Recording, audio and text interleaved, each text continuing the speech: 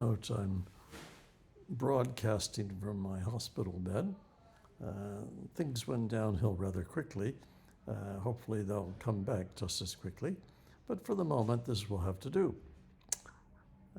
And the Spirit brooded over the waters of creation, it says. Let us pray. Through the written word and through the spoken word, may we behold the living word. Amen. Well, the Christmas season has ended. And so we pick up the story with Jesus' baptism. Now, for Mark, who cares nothing about birth stories, the baptism of Jesus was the beginning, where the Spirit brooded over the waters of the Jordan. And the readings remind us that the one born of our flesh, one like us, and that's important, one like us, is the servant of God, a son of God, who brings a promise of justice to a world in desperate need. Now, according to Isaiah, the ministry of a servant of God is concerned with justice for all and tenderness toward those who have been broken. And that same ministry, with the same divine approval, has been given to us in the same way it was given to Jesus. You see, our own baptism brought us into that circle of the children of God and commissioned us to continue the work begun by Jesus. So, what might this entail? Well, of course, we live in a time of great unrest. The world seems poised on the brink of chaos. Businesses and individuals face financial instability. Turmoil within parts of the worldwide church threaten its long-standing foundation. And then there's the war, which rages on several fronts. And indeed, the very environment that sustains life is threatened. So no one is untouched by some form of the chaos that threatens to swallow us alive. So where can we turn when the institutions that are meant to give refuge are themselves the source of chaos? Now, in the Bible, chaos is frequently portrayed as unruly water or a water monster, threatening to wipe out every living thing. For example, the floods in Genesis. Today's psalm reminds us in no uncertain terms, and quote, the Lord is enthroned above the flood. So it assures us that God rules over the chaos in which we find ourselves. Indeed, God was at the divinely creative best as the Spirit that brooded over those primordial waters. And God brought order out of the chaos, newness out of the old. Now, as Jesus came forth from the waters of the Jordan, his life took a new direction. So as his followers, we emerge from the waters of our baptism as new people who, with God's help, are willing to counter the chaos of our world. Now, in the midst of chaos, it's not always easy to be patient for that new creation which will arise from it. Faith is always a threat to be submerged in the seas of anxiety and fear. So it won't really help much for me to stand up here and simply tell you it'll be okay in the end. But while you are waiting for the storms of life to abate and chaos to give way once more to some order, perhaps a story might help pass the time. Now, I'm told it's a true story, and I trust my source. However, if it's not a true story, it certainly could have been. There was a young vicar delivering his sermon to his Episcopal church, that's Anglican, in downtown Macon, Georgia, in the late 60s. Now, for those of you who are unfamiliar with U.S. geography, Georgia is in the deep south, which is very pertinent to the story, for you may recall that the late 60s was a time of uproar. Some might even say chaos, particularly in that southern part of the U.S. There were protests against the Vietnam War. Women were waking up to the feminist movement. The civil rights movement was shaking the very fabric of segregationist South. And young people were finding even more ways than usual to be outrageous. So, as a young person myself, a university student, I thought these were marvelous times, exciting times. But not all of the older generation agreed with me. Well, all of this was swirling around this young vicar's congregation, which included some of the city fathers. And they had made it clear to the young pastor that on Sundays they wanted some rest from the unrest. They wanted to come to church and slip peacefully into the rhythms of their prayer book and hear an uplifting, well thought out sermon about love or some such thing, sing a few rousing, well-known hymns, say the old familiar prayers, including the one about bewailing their manifold sins, and then they wanted to be done with it. Go home to their roast dinners. Forget about it for another week. And so it happened that the newcomers were showing up in church these days as well. And some of these newcomers, my gosh, they were in jeans and long hair. Some were even rock musicians. Well, the newcomers got involved in the outreach ministries, such as serving the poor, which was sort of okay with the church leaders.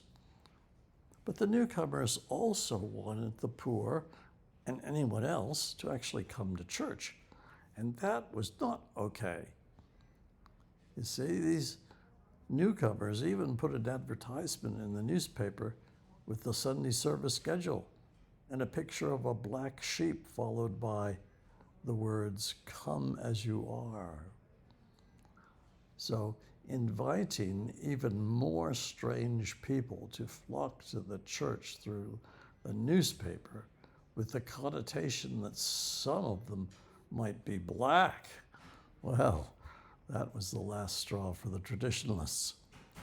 One woman posted a letter to the entire parish in which she stated that the reach of the outreach people had exceeded the grasp of any sensible person by a long shot. Now, before you drift off, thinking this was 60 years ago and the church has changed, you better think again. A while back, I showed you a TV commercial about the Churches of Christ that had launched this nationwide ad portraying the church as welcoming anyone. And there was such an uproar over it that 2 of the 3 major networks refused to air the ad, as well as many regional networks. And all it showed was people being welcomed into church, all kinds of people, some of whom were obviously poor. Others were leading an alternative style of life of some kind or other. And some who obviously were addicted to one substance or another. And then there were all those others who just dressed funny. So let's get back to our story of 60 years ago. But it's timeless nevertheless. The lack of appreciation of the efforts of the newcomers and their outreach ministry pervaded the atmosphere on this particular Sunday in question.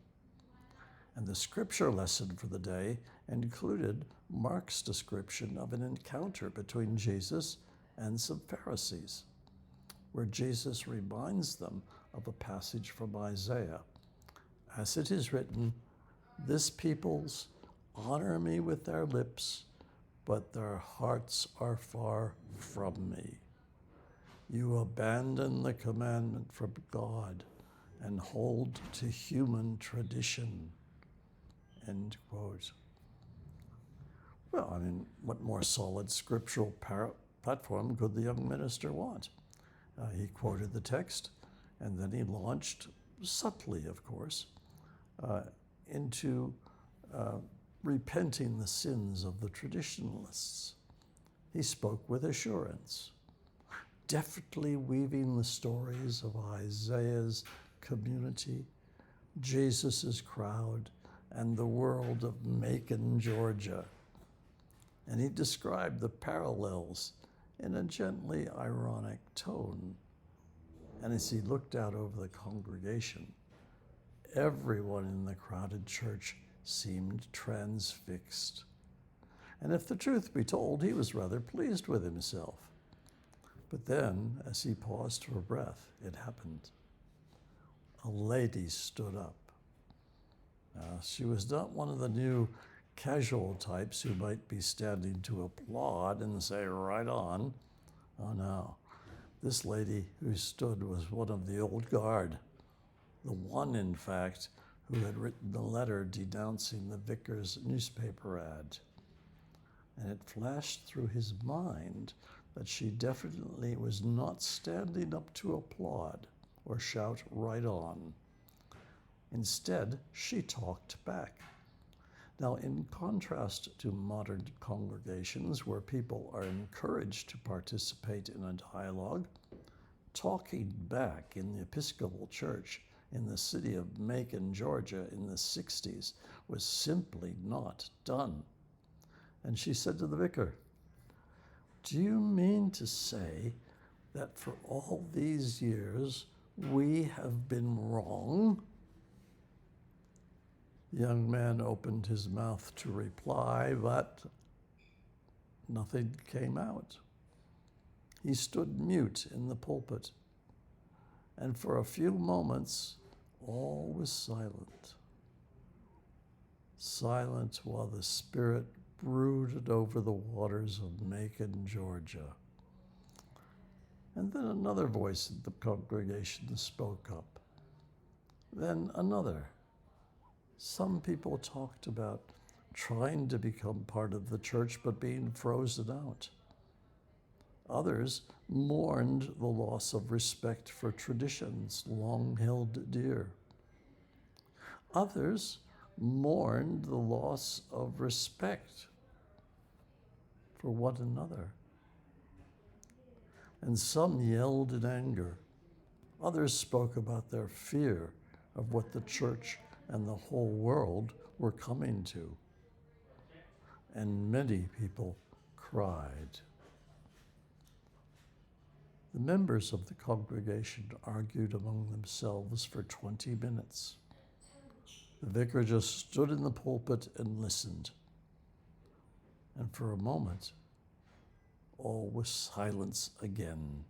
And so he said, "I don't know what to do. What do we do now?" And then someone said, "Well, we might as well have the Lord's Supper." And so they had communion. And by the time he got home, the vicar said that he was a changed preacher because he never again climbed into the pulpit without remembering that the possibility existed that someone might talk back. And he never again spoke from the pulpit without recognizing that perhaps the gospel would not be heard in his well-chosen words, but would be heard instead by him and everyone else through an interruption. Well, you can guess the rest of the story. Like Paul and the Gentiles, like Richard Nixon in China, the enraged traditional woman became an instrument of reconciliation between the old-timers and the new people. She was the first woman ever elected to the vestry of that church, in other words, church council. And largely through her sponsorship, the first female priest in Georgia came to that congregation. And through the grace of God shining in her and in that congregation, the doors to that church were opened even wider to invite strangers in and send disciples out to love and serve. And the story of that Macon, Georgia church is a dramatic story, but it is not an isolated or even unusual one. Over the centuries, millions of people have become children of God, not only in name through baptism, but in practice. You see, it's all too easy to get caught up with our failures, our omissions, be rendered inert by the chaos and the anxiety around us. But look instead at the times that God has made a difference in and through our congregation. Here among us, there are any number of people who have done things so undeniably faithful, so undeniably right, that it can be said that their doing could only be described as a gift of a loving God. So let's celebrate this on the way to serving even more faithfully. We may not hear a verbal voice. We may not see the Spirit descending like a dove, but I believe God still utters that affirmation. This is my beloved child, with whom I am well pleased. So on this day, do not look back to Christmas, but forward to the task ahead, trusting that someday it may be said of us, "Here is my servant, whom I uphold."